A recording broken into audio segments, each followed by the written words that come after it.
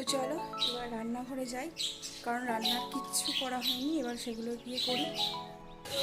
আজ হবে এই আমড়াগুলো দিয়ে টকের ডাল, উচ্ছে আর কুমড়ো দিয়ে ভাজা বানাবো, আর এই চুনো মাছগুলো দিয়ে আলু পেঁয়াজ দিয়ে একটা শুকনো শুকনো তরকারি। এগুলো সব গঙ্গার পাঁচমিশালি মাছ আছে। তো চলো রান্নাটা করে ফেলি। তরকারি পাঁচমিশালি মাছ দিয়ে বানিয়ে নিয়েছি তরকারিটা।